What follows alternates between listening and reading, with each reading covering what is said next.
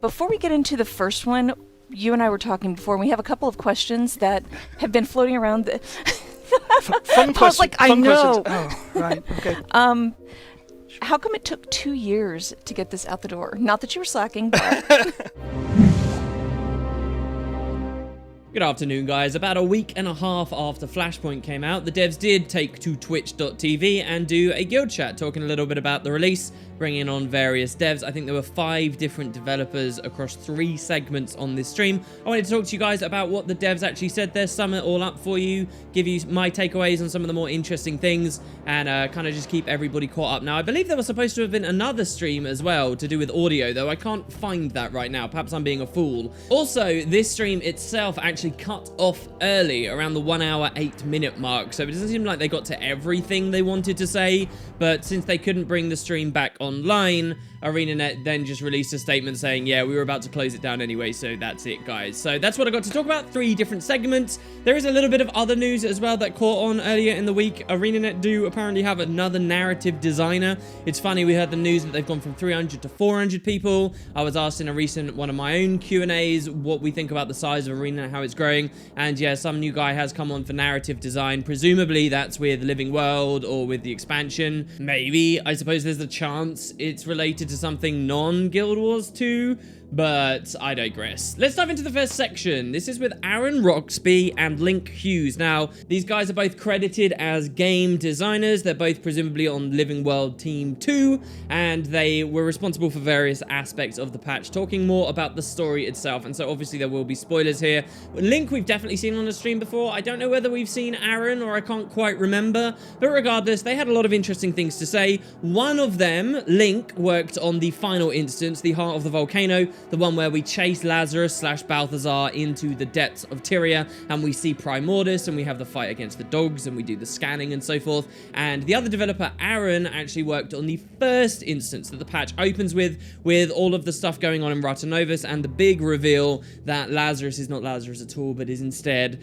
the god Balthazar. So they were also wearing Golem shirts, apparently. The devs are working with a new merch store or something, so if you like their Golem shirts, you can go online and buy one of those yourself. So first, let's talk about the first instance. It's called Timey's Prep Project, if you guys aren't fully familiar. This, again, was the instance where we saw Balthazar be revealed. They dived right into that at the start of the patch instead of making it the finale of the patch. They wanted to have that down straight away so that then the patch could focus on the chase rather than the idea of who Lazarus was, which I guess they felt they teased for long enough already. But if you really look back, and when we play this in sequence, all in one big chunk, it's funny because it's only very recently was revealed that Lazarus may not be who we think he is. It's right at the end of the Head of the Snake release that's suggested to us, and then boom, right at the start of this release, it's flipped for us. On the idea of whether this was pulled out of their arse, whether the devs had always planned, because, you know, some of us have questioned whether the Balthazar reveal really makes perfect sense.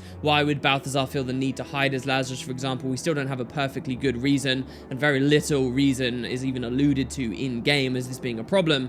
So people have been wondering, you know, how long have they actually been planning this? Did they just decide to do that very recently? Well, Aaron immediately comes out and talks about this. He says that for as long as he's been at the company, which was around the time of them planning Season 3, is when he joined, he says that the reveal had always going to be that Balthazar was Lazarus. That had actually been, I actually started with the company at the beginning of planning for Season 3, and it was that then. So as long as I've been here, it was Balthazar was the Lazarus reveal. That this was planned from the inception of Season 3, when they were brainstorming all of that first stuff, when he first got to the company, that's what was going on. So it may not look like they had particularly planned this. Maybe some of us feel that there wasn't enough breadcrumbing. I mean, I've talked on this matter before already. I kind of liked that it was a sudden big reveal and that we didn't have the opportunity to pick apart a million different things and come to the conclusion early, say with the Morgemoth reveal. But while it may have looked like an ass pull, apparently it wasn't at all, and they had it planned a long time. Specifically, Aaron says that they had dropped in hints, plural, But then he only goes on to cite one of those hints, one of those breadcrumbs, which is that Lazarus had been using fire magic when we first saw him, and you know, when he comes to rescue Irene, he'd been using fire-related stuff, which is something we're all familiar with. I'm really curious what, in his opinion, the other breadcrumbs were, because he does pluralize that word, but then doesn't give us any more examples, which is a bit of a shame, because the other, as far as I can see, suggestions that Lazarus might be Balthazar are very nebulous and very thin on the ground, so it would have been really cool to have heard more from a dev specifically on that. But we can do something too. So Aaron says that they were planning out Season 3 when he joined the company. That's not really the focus of his message there, but I figured, being me, let's do some detective work. So we can actually go to the Aaron Roxby page on the wiki to see when he joined ArenaNet, and that is marked as December 2015. So what does that mean? Well, that means that they were planning Season 3 and all this stuff was being concepted around December 2015, maybe as early as November, maybe as late as January. And that is pretty enlightening. That's pretty interesting. For even more clarity for you guys, this means that they were planning out what they were doing with this story step around when the Spirit Veil, the first raid release, was dropped into the game. It was only at that point that they were even working out where they wanted to go. December itself, when Aaron joined, was when PvP leagues were first added. January was when we got Corteria gliding and the Shatterer overhaul and so forth. So this is the period of time that Season 3 was being planned out, and this to me just confirms our general feeling and our general community suspicions of what was going on at ArenaNet around the time of the content drought. And that's that they scrambled for Heart of Thorns, they released it, and they didn't have any ducks in a row at all at that point, and they're like, oh god, now what do we do? How do we juggle everything? And that's really what caused the content drought. Season 3 was not anywhere near in the works, as they were actually working on Heart of Thorns itself, but only much later, and you know, that's why we kind of had to do that big long wait there. And I'm very excited to see how the franchise continues to be developed now that we'll never be in that situation again, because they found this awesome balance of being able to make expansions and Living World together, just as I would have wanted to see in 2012. So yeah, that's really a big thing that Aaron had to say about the story. Generally, as I've already mentioned in the videos themselves where I dived into this, I'm pretty happy with how it turned out. And at the end of the day, even if it was only right when the last trailer came out, a lot of us did start guessing Balthazar, and well, there he was.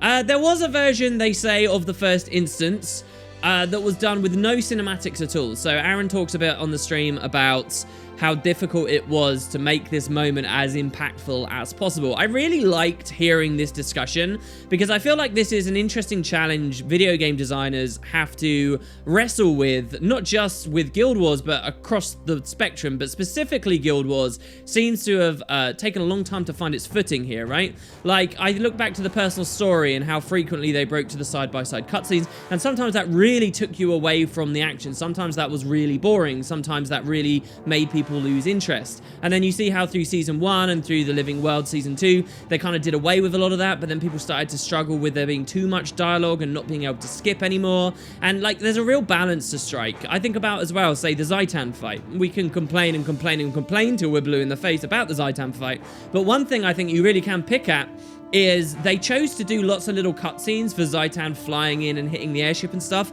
and these are moments that would have felt so much more badass and crazy if they just happened naturally during gameplay. If this giant Elder Dragon swept in and destroyed parts of this ship, filled the horizon without the devs even having to break to a cutscene. You know, moments like that can be incredibly impactful.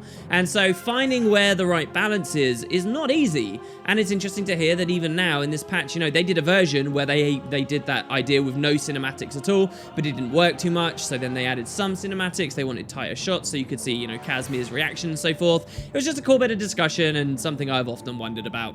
Now, the next thing that Aaron says is probably, for me, the craziest thing about the stream, and it's probably because it's to do with story and reading between the lines. And I think this is really, really, really curious. Okay, so Aaron is talking about the first instance and how it's got this idea of these reflective mirrors. And he was talking about there's a bit of a challenge in that because they knew they wanted to do a lot of mirror stuff, but the engine itself couldn't really make mirrors that would properly reflect, right? Like, they do have reflection in the engine. Obviously, they have a reflection option in the graphics, and waters can reflect to an extent.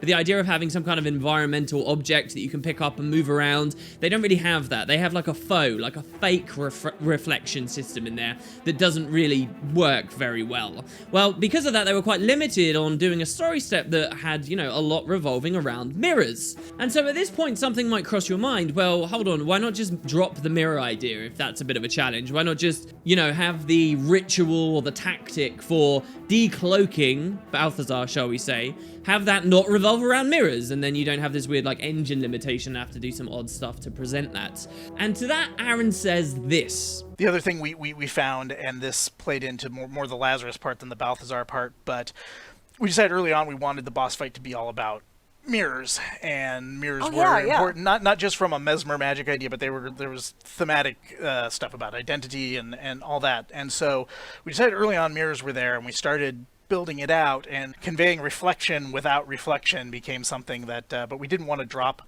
the idea of using the mirrors, because we knew again, something we knew from the beginning was that he was using a mirror of Lyssa to put on his sort of glamour. And so that's interesting, isn't it? He says that they knew they wanted to do the reflection thing, again, from the early concepting of the season. They knew at the start of the season, guys, that not only was Lazarus going to be Balthazar, and they wanted to do stories where Balthazar came back to the game, but they also seem to have decided, quite importantly, and this is a weird thing to fixate on early on, unless you're going to go somewhere big with it, they decided Lyssa's mirror was going to factor into this. It seems, as an early decision. And what does that tell you guys? Well, that tells me that it's very likely this thing about Lyssa's mirror isn't a bit of padding, a bit of flavor, a bit of extra, you know, pomp to the patch, you know, oh, we're dealing with a god, let's talk about another god's artifact just to make it slightly more interesting. No, it's not some minor thing. It's something they really feel is important, and it's probably going to be expanded on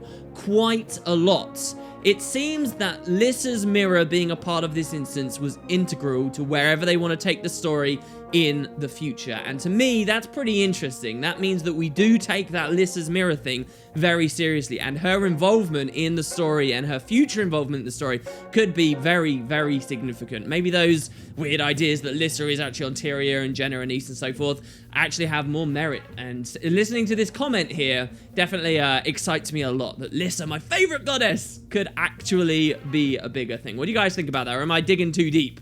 Should I be taking off my tinfoil hat? Stop doing my own reflection off my head? All right, I don't know what that analogy is. Let's move on.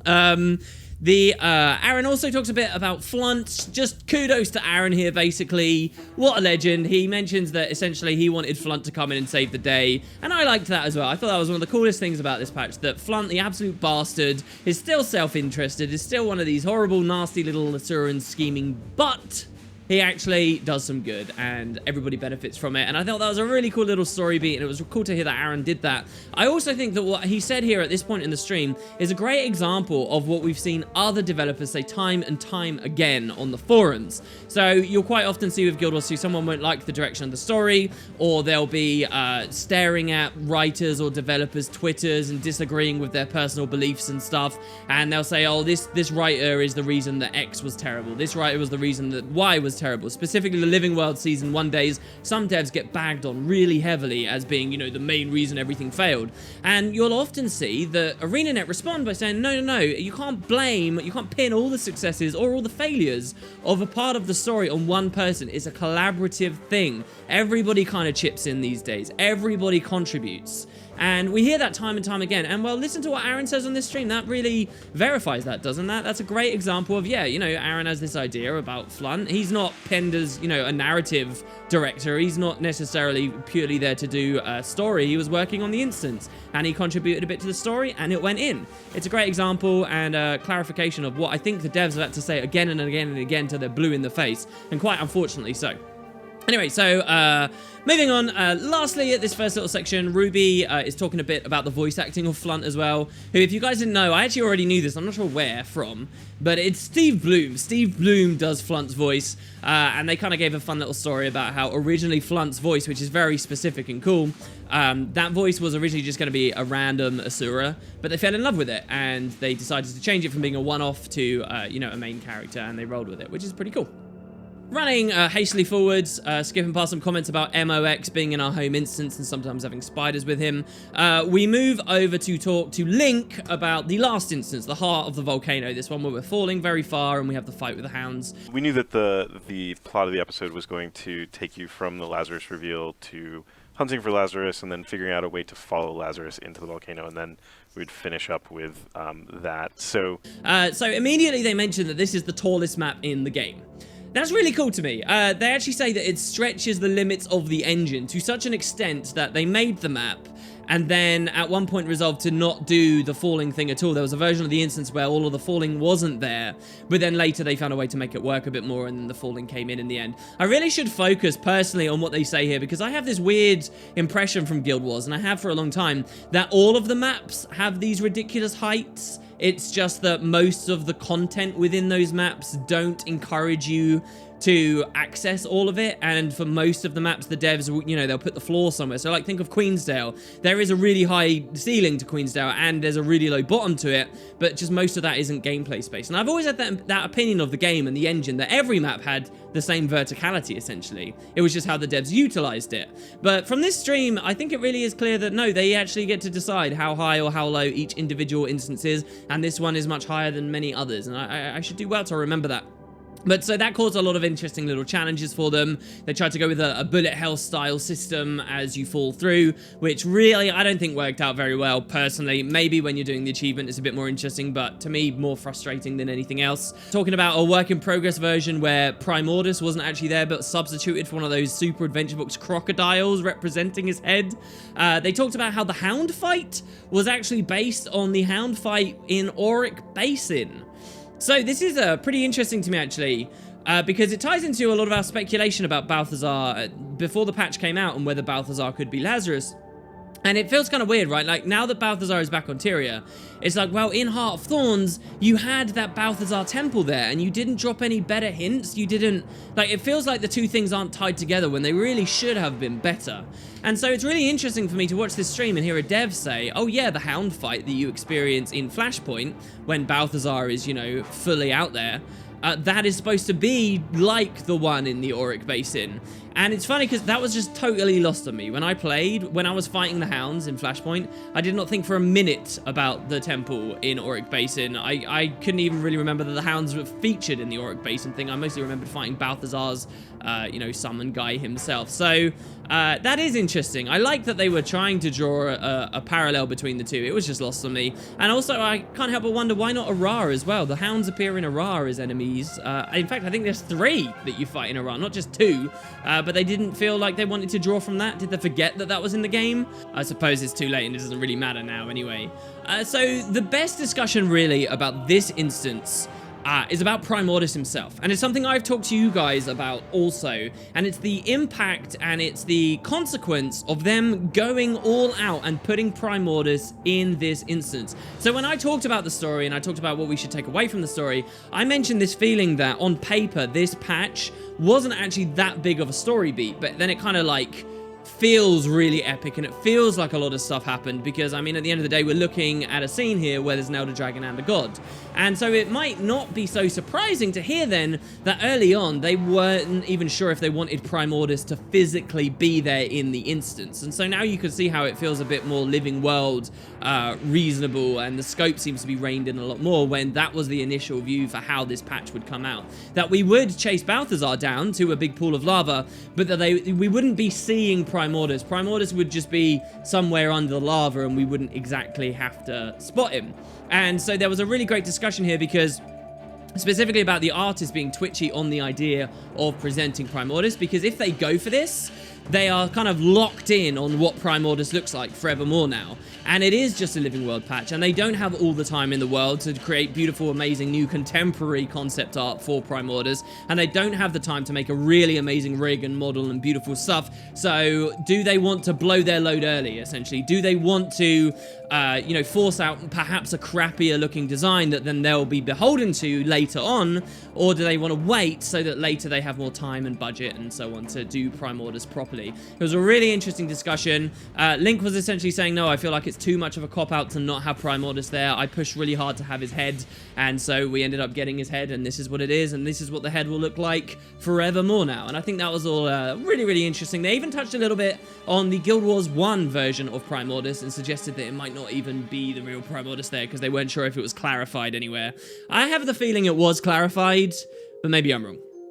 So that's the first section. The guys then leave. We had kind of a middle section. Now, this was pre-recorded. It was with a guy called Paul Eller, right? Now, this is the raid producer, or a raids producer.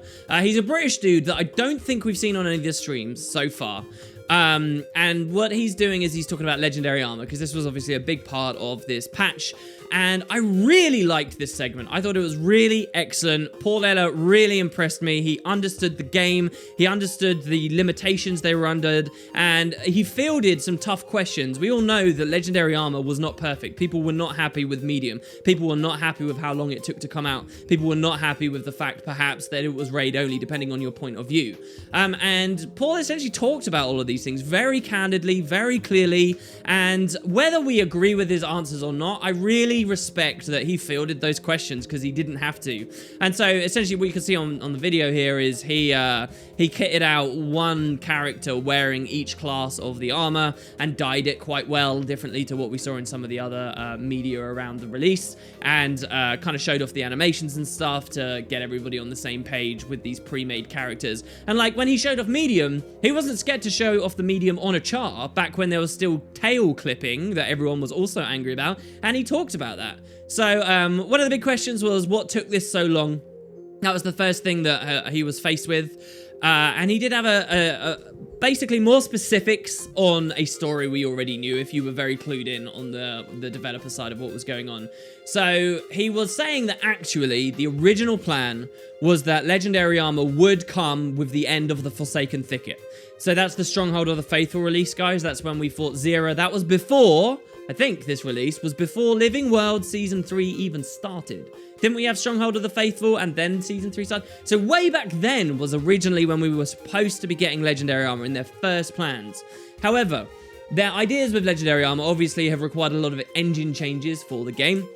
And when they got to the point, after a year of working on it, and they, you know, the Forsaken Thicket was about to conclude, they weren't happy with how the armor looked at that time because the engine changes hadn't been entirely predictable, is the gist of what I'm getting here. It wasn't as good as they were anticipating, and they just decided to scrap it and go right back to the drawing board. So his description is that it didn't really take 2 years to make Legendary Armor, but instead it took 1 year twice. Because then they went back to the drawing board, and then it took them a year to make it again. And the second time through, on their second design pass, they were much happier with it, and they threw it out. And that's kind of funny, isn't it, really? Because some aspects of this legendary armor has been quite controversial, medium namely. So if they're happy with this medium, I wonder what the original medium looked like. Wouldn't it be really tragic if the original medium looked better than the one we ended up with after they scrapped the whole thing? And I guess that it's because of that potential that Paul is too scared on this stream to show the older concepts to us and what it was that they threw in the bin. Because imagine if we liked what they threw in the bin. That would have not felt like a great return on investment, would it? Or maybe it was just so awful they're scared of looking too unprofessional from revealing that to us. But that's the kind of thing I like to tune in on these streams for the pictures of the Super Adventure Crocodile in Primordus' chamber and stuff. That's what I was most interested in, and we didn't get their original designs. So the other thing that was kind of interesting to me from this was, okay, so you're telling me it didn't actually take that long to make. It was just 1 year twice, and you did all the engine stuff to facilitate it. If that's all true, why have you also now resolved to never making any more? Or for the long foreseeable future, not making more? Doesn't quite gel, right? Like, if it's just another year, can't we go another year? Maybe I'm asking for too much. What do you guys think on that? So there were some other things that he talked about as well. He said that there were audio cues when the animations trigger, when you unsheath your weapons, which I knew, but apparently there's actually a collection of audio cues, and it will play a random one each time. I'd never noticed that, but there's another little bit of detail there on Legendary Armor.